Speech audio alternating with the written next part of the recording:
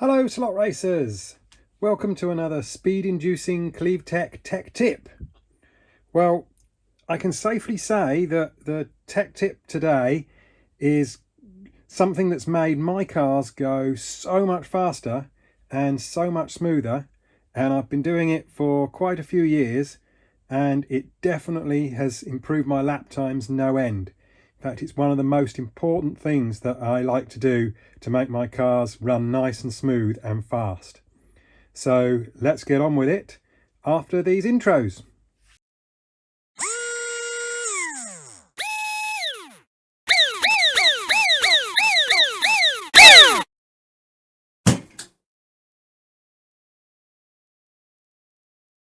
So what is this tech tip that makes your car so much faster and so much smoother?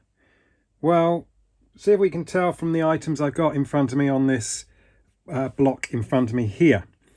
So I have a number of different things here that spin round quite fast on the back axle of your car.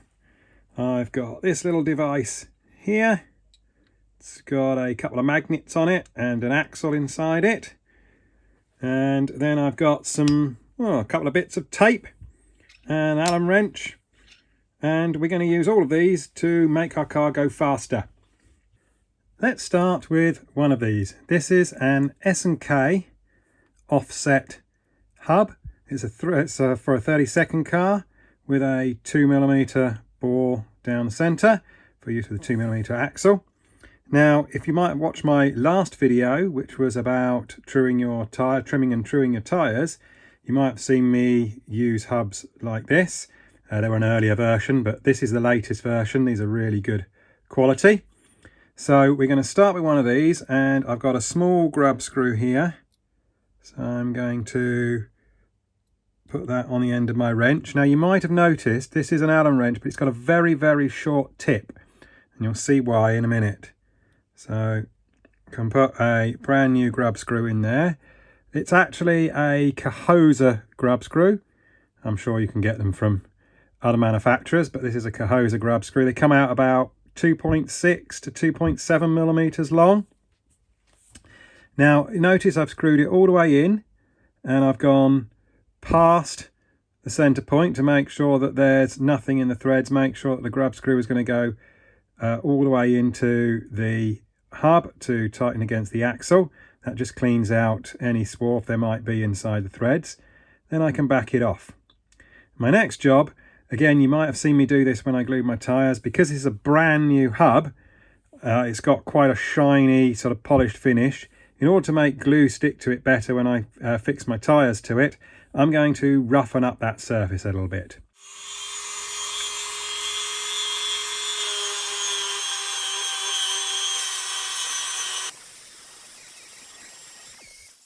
There we go.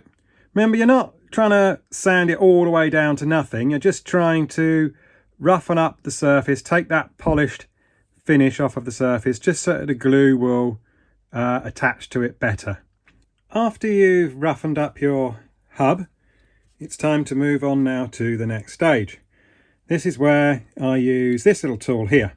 Now, this is my prototype at the moment. I thought I needed a small, lightweight version for my slot box, because the one I've got is, and at the moment I've been using for many years, is an aluminium version. It's a little bit bigger and bulkier, and it doesn't actually have any storage on it. Now, what is this? Well, this is a balancing device. So this allows us to rotary balance any sort of item, any basic item that will slide onto a shaft that can go in between these two magnets at either end. And I'll show you how it works. So here is a centerless ground shaft with 2 points on the end. Notice one's coloured green. I'll explain why in a minute. But that point goes up against one magnet. You can see there's a glass shield over this magnet. So that's actually a hard glass shield, so that the point of the axle is not going to damage that hard glass, and it's going to move freely on the glass without scratching it. And on the other end is a magnet. Now on the face of that magnet is just a bit of clear plastic, just basically to stop the axle from crashing into that magnet and either denting the end of the axle or damaging the end of the magnet or the face of the magnet. So now this axle will more or less suspend itself in between those two magnets. Now when you are balancing an item, setting up your balancer is key to getting a good result. I've seen plenty of people buy balancers like this and just use them straight as they get them without actually knowing how to set them up properly. And to be honest, some of the balancers you can buy are incredibly difficult to set up properly unless you actually add extra things to them.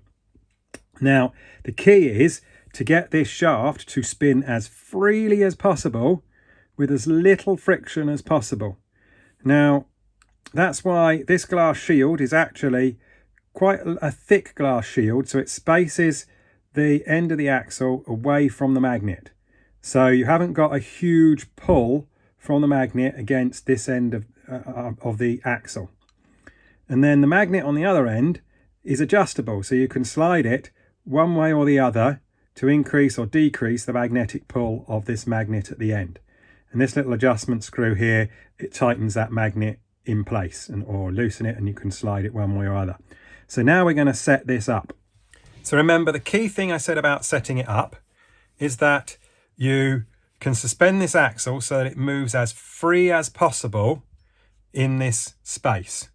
Now, to do that, I loosen my adjustment screw and I slowly push that magnet in until it just, see how the axle just jumped to that end.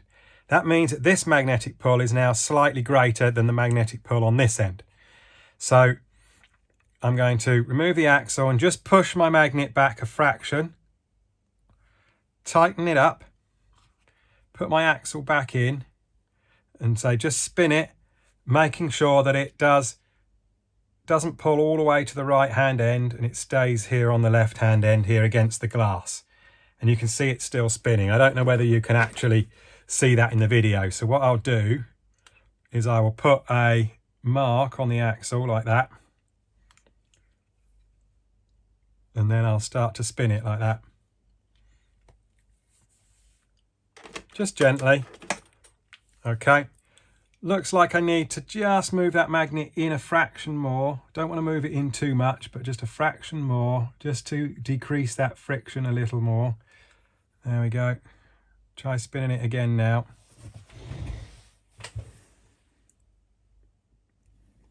That's better, isn't it? That's spinning more freely than it did before.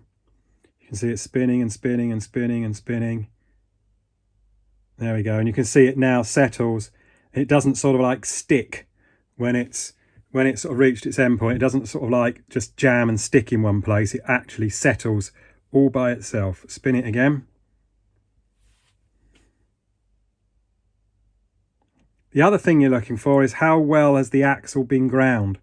Notice the axle is not wobbling side to side as it's spinning. It's maintaining, so a perfectly true spin about the centres.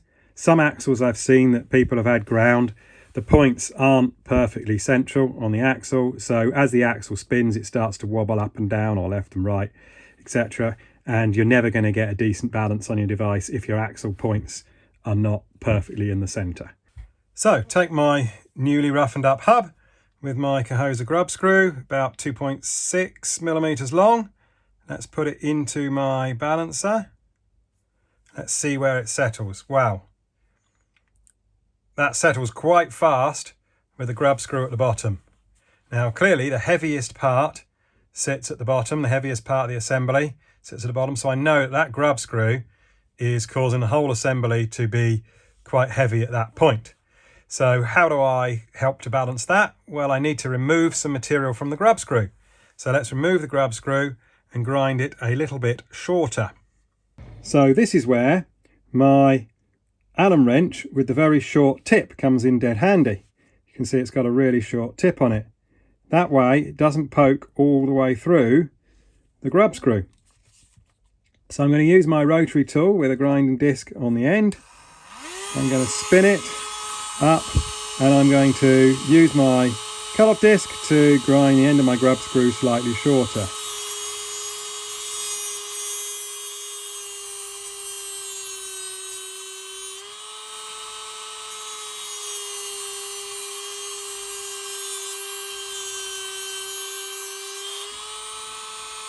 There we go.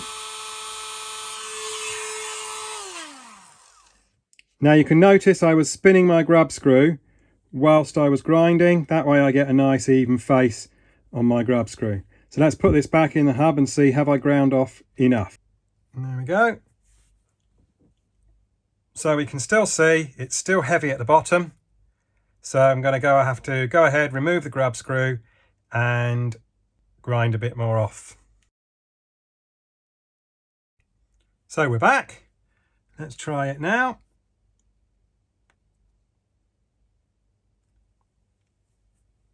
See, it's definitely not settling anywhere near as violently as it did before. You can see actually the grub screw is settling a little bit towards this side now. It's not all the way down the bottom, it's about halfway up. So let's just give it a spin. You can see just a small force there has made it spin, and it's spinning and spinning and spinning quite freely at the moment. It's not settling in one place. So I'm fairly happy that I made a good job of balancing that hub initially before I glue the tyre on. I know the grub screw now is not the heaviest point, it's not the lightest point. Obviously if it was the lightest point, the grub screw would settle at the top. If it was the heaviest point, it would settle at the bottom. So it's settling about halfway. So I know that grub screw now is not really affecting the balance of the whole assembly. It's just probably things like density of plastic and aluminium, the accuracy of the points on the axle, etc., that are all coming together to affect exactly where it sits. So I'm happy with that hub, and now it will be ready to glue some tyres onto it, and we'll come back when those tyres are glued and trimmed.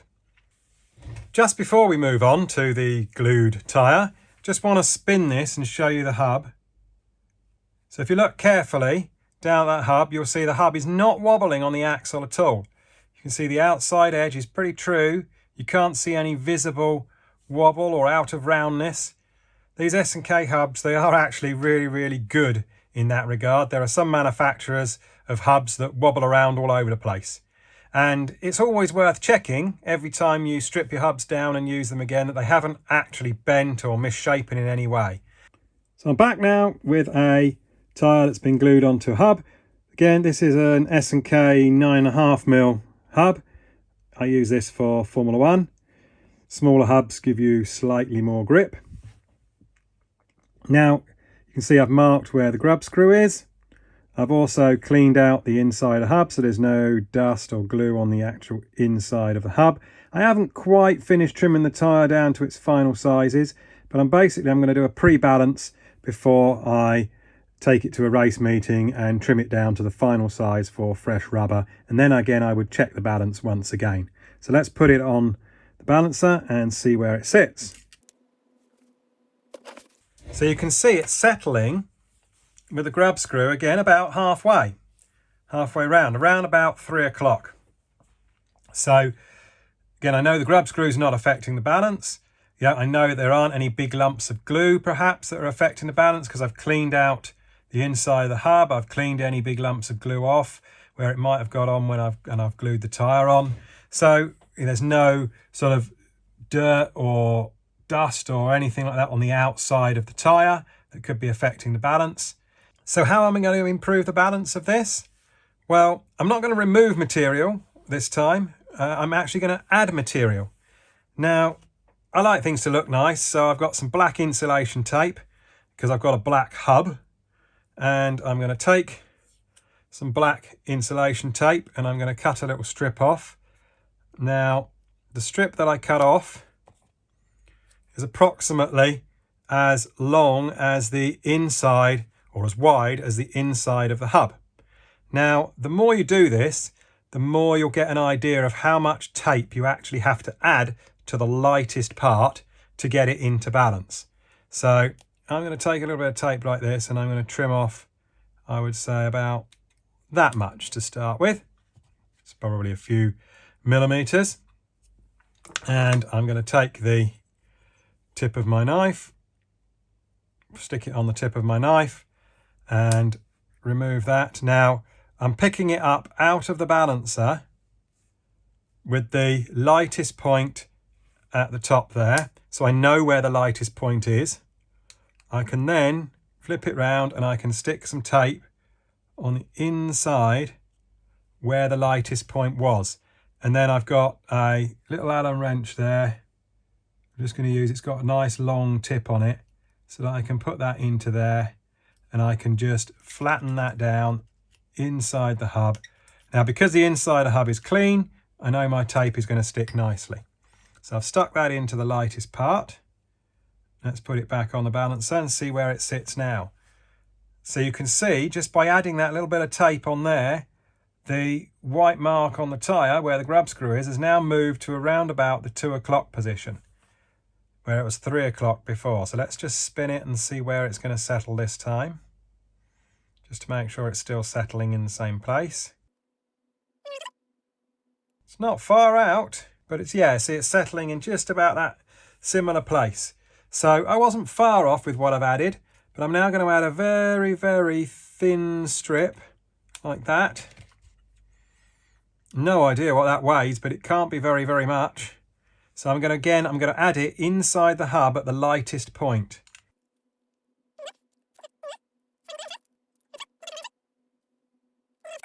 Where does it settle now? So you can see now it's settling with the white mark all the way over there. So probably where I've put that weight has just made that side of the tyre slightly heavier, which is what I want, but it's definitely a lot closer than it was before. It's not moving very fast. So again, I want to generally set it up so that the grub screw is the slightly heaviest point, because when you finally pinch up that grub screw onto your axle as tight as it's going to be when you come to race, you're obviously moving the mass of that grub screw slightly in towards the centre, so therefore the out of balance will become slightly less and it will even it all up. So I'm actually quite happy with the balance of that. That's pretty close.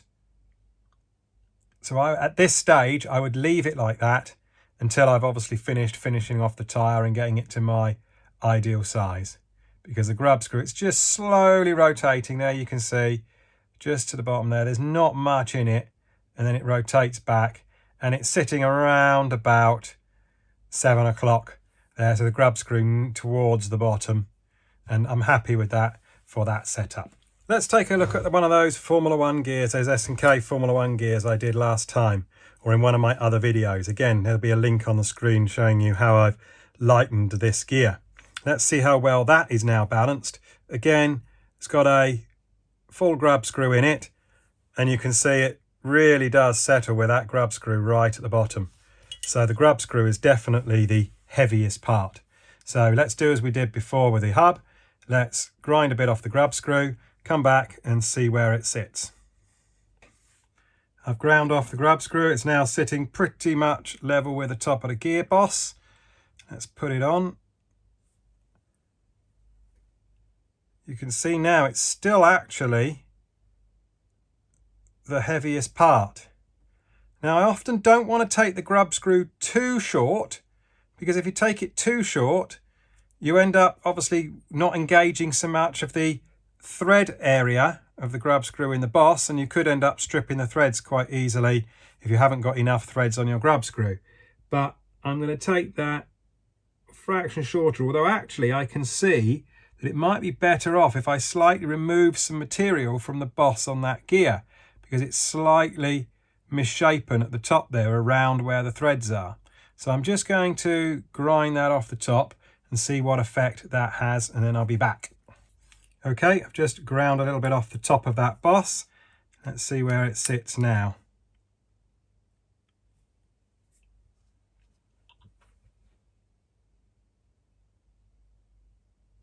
It's still settling there with the grub screw as the heaviest part. So in that case, I'm now going to remove some material from the back of these holes in this area here. I like to use one of these little engraving tools here. It's quite good because it works quite well on plastics and aluminium. So I'm going to use this just to open up the hole and remove a bit of material. So again, I need to do it at the heaviest point. So that's this hole right by the grub screw. And there we go. Just trim off any excess plastic around the hole. Now, because that is further away from the centre of rotation, it might actually have slightly more effect than shortening the grub screw. Let's see. It's not quite as violent as it was before. So we're getting closer. So it doesn't settle quite as quickly as it did before. It wobbles for longer. You can see whereabouts is it going to settle. We're looking at it. I think it's going to settle round about the next hole round. The grub screw's not quite at the bottom. So I'm just going to remove a bit of material from the next hole around.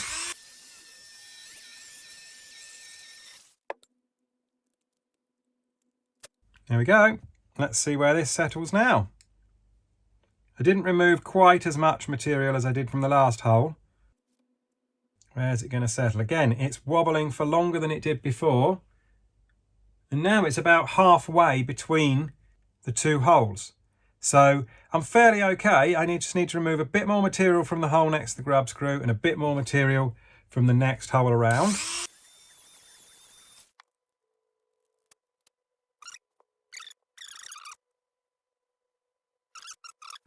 So that's spinning nice and freely. I'll put that in just to show you can do other things. Here's a model car wheel and tyre assembly that I've got. Let's just see how well that is in balance. I don't expect it to be very good at all. The grub screw is quite long. So let's put that in there, put it into my balancer and see where it sits. Look at that. There we go. So that's settling. Just slow that down a bit. You can see that settling with the grub screw right down the bottom. So again, I probably want to cut a bit off that grub screw, see where I can get that to settle. Let's do that. Okay, so I've removed something from the grub screw. You can see it's not sticking out anywhere near as far as it did. Let's put that on there. But the grub screw sort of settles. It is near the bottom, but I probably wouldn't want to cut material out of this hub because it looks quite nice. So what I might do is use some aluminium tape, and I might use that around the inside of the rim. So again, I don't spoil the look of the wheel, but at least it will be nicely balanced. Again, I could probably take a little bit more off the grub screw. Maybe I could take a little bit off of the boss at the back because you wouldn't see that. But again, I don't want to spoil the looks of the wheel on my little model car.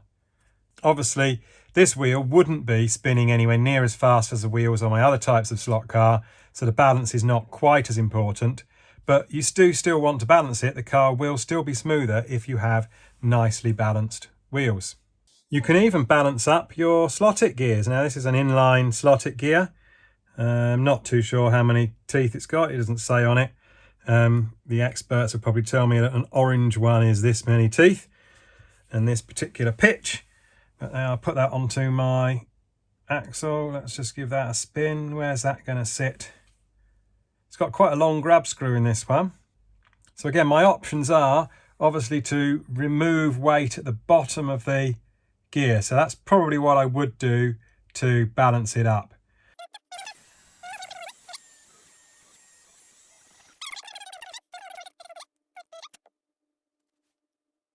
Again, it's a bit of improvement. It's spinning slightly freer than it did before. Takes a little bit of effort to get it to go over that last bit and settle. Where does it actually want to settle? Fairly close to where it was before, but I can remove a little bit more material just to the side of the hole that I drilled before.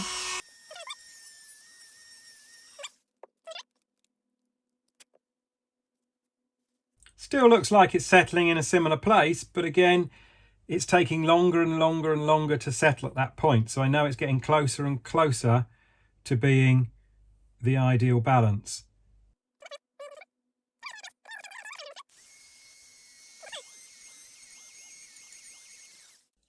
Again, with experience, you'll have more of an idea again of roughly how much material you need to remove to get it to be in balance. And the more you do this, the quicker you'll be at getting your gears and hubs in balance. So this time I've probably just gone a fraction too much, and it's actually settling with those holes very near the top, or those indents that I've just made very near the top. So I know I'm pretty close with that.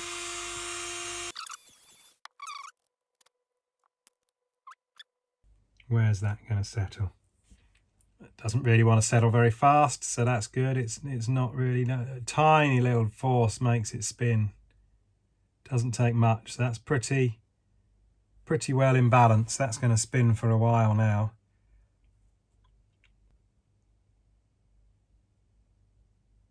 There we go. Doesn't even roll back when it's stopped. Thanks for watching CleveTech Tech video. Hopefully you can have lots of fun balancing all sorts of slot car stuff, wheels, tyres, gears, everything. Give it a go. Either add material or take material away. So remember, you've got to add material to the lightest point or take material away from the heaviest point. And then the freer it spins, the longer it spins for, the better in balance it is. And the key thing, remember, if you need to watch it again, is how to set up your balancer to make sure it spins as freely as possible. And things to watch out for if you're going to buy a balancer from somewhere else, or if you've got a balancer already, you need to have a really nicely ground shaft with centralized points at the end, so the axle is not wobbling from side to side. And you need to make sure you've got a glass or a ceramic end, and maybe some sort of protection on the magnet at the other end to stop you from damaging the ends of your axle. Thanks for watching. Please like, please subscribe, and there's plenty more videos coming this way very soon. Bye for now.